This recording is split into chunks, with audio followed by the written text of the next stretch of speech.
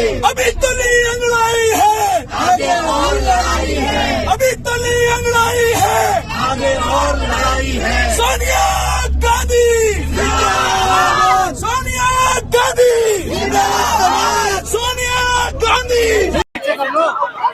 Mobile नीचे करना। Rahul ji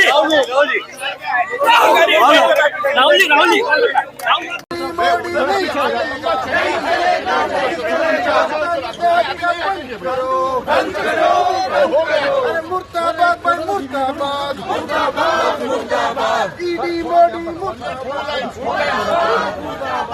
ED शाही नहीं चलेगी, नहीं चलेगी, नहीं चलेगी, नहीं चलेगी,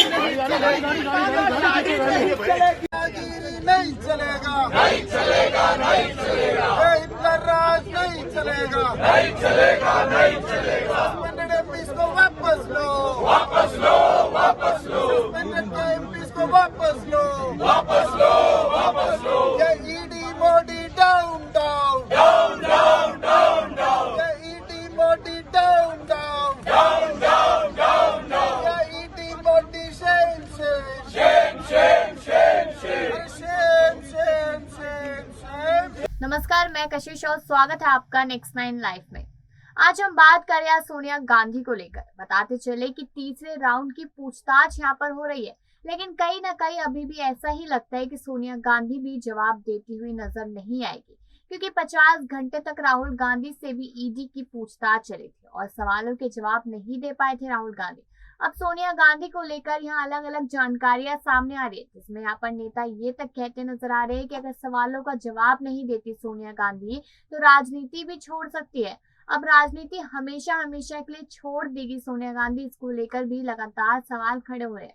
तो चलिए शुरुआत करते हैं आज के इस खास प्रोग्राम की कि आखिरकार जो यहाँ पर ईडी का मामला है जो लगातार बढ़ता जा रहा है, सवालों की बौछार हो रही है लेकिन जवाब एक भी नहीं है। तो उस बीच क्या करेगी सोनिया गांधी?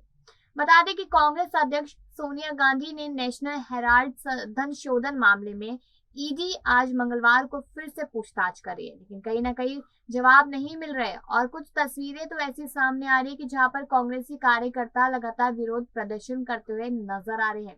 अब ईडी सोनिया गांधी से पहले भी पूछताछ कर चुकी है और अब आज अगले दौर की पूछताछ की जाएगी। वही कांग्रेस इसे लेकर विरोध प्रदर्शन कर रही है। कांग्रेस के नेता और कार्यकर्ता संसद के भीतर और बाहर विरोध जता रहे हैं। तस्वीरें लगातार सामने आ रही है।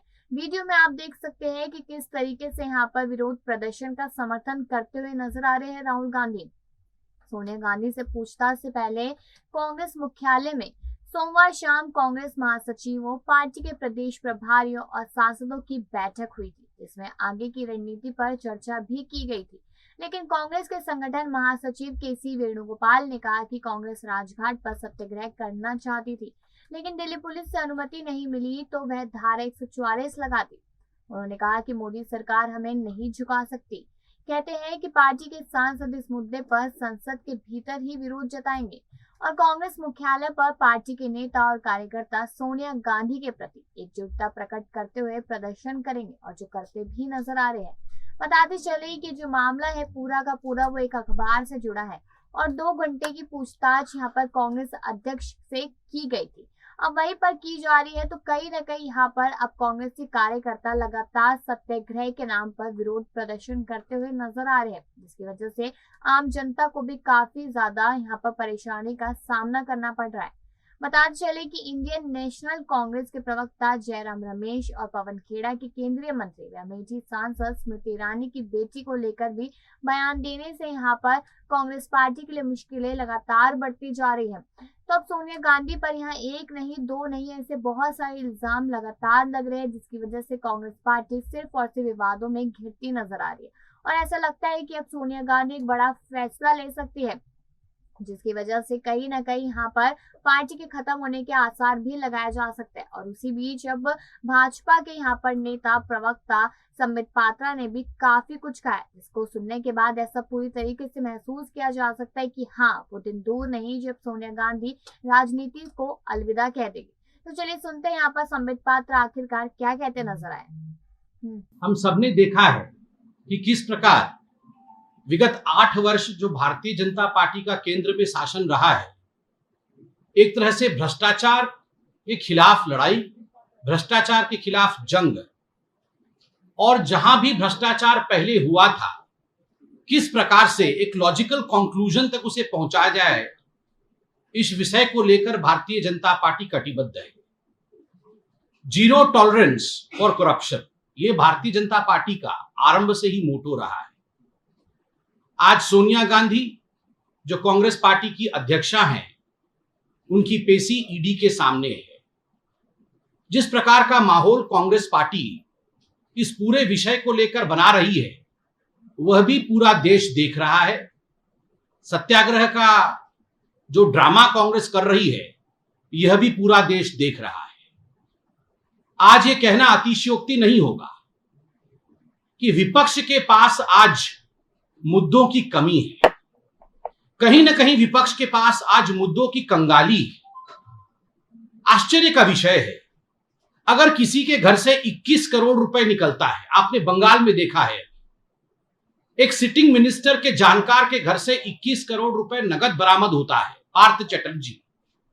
यदि आम आदमी पार्टी के सिटिंग मिनिस्टर सत्येंद्र जैन जी के घर से पैसे बरामद होते हैं, और अगर इस प्रकार की गतिविधियां होती है, कोर्ट सख्त टिप्पणी करती है नेशनल हेराल्ड केस को लेकर, और 5,000 करोड़ रुपए का गबन होता है, तो भारतीय जनता पार्टी आज देश से पूछती है कि क्या इन्वेस्टिगेशन नहीं होना चाहिए? क्या इन सब विषयों को हमें केवल इसलिए खारिज कर देना चाहिए क्योंकि विपक्ष को ये मुद्दे पसंद नहीं है? विपक्ष नहीं चाहती है कि उनके खिलाफ इन्वेस्टिगेशन हो, कांग्रेस नहीं चाहती है कि सोनिया जी के खिलाफ इन्वेस्टिगेशन हो। ये जो सेंस ऑफ एंटाइटलमेंट है, क्या केवल इस सेंस ऑफ एंटाइटलमेंट के कारण इन्वेस्टिगेशन को बंद कर देना चाहिए क्या? ये जो विपक्ष के पास आज मुद्दों की कमी है, जो मुद्दों की कंगाली है, उसका नतीजा हमने देखा कि कल मल्लिकार्जुन खड़गे महामहिम राष्ट्रपति के ओथ टेकिंग सेरेमनी में किस कुर्सी में बैठेंगे, कितने एंगल में बैठेंगे, इन सब विषयों को लेकर वो मुद्दा बना रहे हैं, एक चिट्ठी ज्ञापित कर रहे हैं, और उस चिट्ठी में तमाम विपक्षी पार्टी के जो लीडर्स हैं वो हस्ताक्षर कर रहे हैं। जबकि प्रोटोकॉल के अंतर्गत जहां मल्लिकार्जुन खड़गे जी को बैठाना चाहिए था, वहीं बैठाया गया। विपक्ष के मुद्दों की कंगाली का आलम यह है कि माननीय प्रधानमंत्री श्री नरेंद्र मोदी जी उनके फोटो को मॉर्फ करके, उनके वीडियो को मॉर्फ करके, जिस प्रकार से आम आदमी पार्टी और कांग्रेस पार्टी के दिग्गज नेता ट्विटर और सोशल मीडिया में प्रस्तुत कर रहे हैं कि देखिए, आदरणीय नरेंद्र मोदी जी ने पूर्व राष्ट्रपति महामहिम कोविंद जी को सम्मान नहीं दिया। आज ये विपक्ष के पास मुद्दों की कमी के कारण उसका नतीजा है। जहां तक सोनिया गांधी और ईडी का सवाल है, पहले राहुल गांधी जी भी कटघरे में खड़े थे, वो भी गए थे ईडी के पास प्रस्तुत होने के लिए, और आज सोनिया जी जा रही है। स्वाभाविक है, 5,000 करोड़ का गबन अगर देश में हुआ है, 5,000 करोड़ रुपए का करप्शन का अगर चार्जेस सोनिया जी और राहुल जी के ऊपर है, तो स्वाभाविक रूप से पूछताछ भी उन्हीं से होगी। आप सभी को पता है कि नेशनल हेराल्ड केस में 76% का stakeholder young India company में सोनिया जी और राहुल जी है। अगर सोनिया जी और राहुल जी 75 से भी अधिक प्रतिशत के स्टेक होल्डर हैं, तो पूछताछ किससे होगी? क्या पूछताछ सोनिया जी से नहीं होगी या नहीं होना चाहिए? 5,000 करोड़ रुपए की प्रॉपर्टी, ये जो प्रॉपर्टी जिसका गबन किया गया है एक प्राइवेट फर्म बना करके, ये प्रॉपर्टी देश के टैक्स पेयर्स की प्रॉपर्टी थी। ये स्वतंत्रता संग्राम के युद्ध में जो लोग शहीद हुए थे, उनके नाम पे दी हुई प्रॉपर्टी थी। उसको एक परिवार अगर हथिया लेता है अपने प्राइवेट कंपनी में, तो स्वाभाविक है प्रश्न पूछे जाएंगे और उसका जवाब हर किसी को देना पड़ेगा, जो इसमें संलिप्त है उसे देना पड़ेगा। मुझे तो कई बार लगता है कि कांग्रेस पार्टी के लिए ईडी का अर्थ एंटाइटलमेंट फॉर डेकॉइटी था। उनको लगता है कि उनके पास एंटाइटलमेंट फॉर डेकॉइटी मतलब हम डाका भी डालेंगे और हमसे पूछताछ भी नहीं होनी चाहिए। चोरी ऊपर से सीना जोरी, ये जो मुहावरा हिंदी का है, यदि किसी बच्चे को यह समझ में नहीं आ रहा है कि चोरी ऊपर से सीना जोरी इसका अर्थ क्या होता है, तो कांग्रेस के व्यवहार को देखे कि 5,000 करोड़ रुपए गबन भी करेंगे और प्रश्नों का उत्तर भी नहीं देंगे। यह होता है चोरी ऊपर से सीना जोरी, एंटाइटलमेंट फॉर डेकॉइटी। और आज जब पूछताछ होगी तो हम जवाब नहीं देंगे।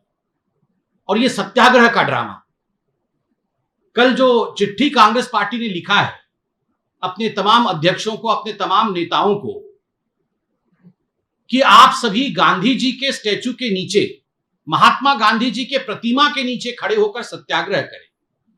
This is height of hypocrisy. ये दोगलापन की पराकाष्ठा है।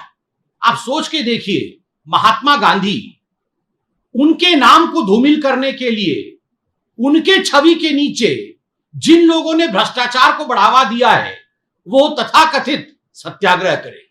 आप सोच के देखिए, महात्मा गांधी बापू जो राष्ट्रपिता है, मुझे तो लगता है वो जहां से भी देख रहे होंगे कांग्रेस के इस चरित्र को, उन्हें भी लग रहा होगा कि जो मैंने कहा था कि कांग्रेस को उस समय डिसॉल्व हो जाना चाहिए, समाप्त हो जाना चाहिए, वो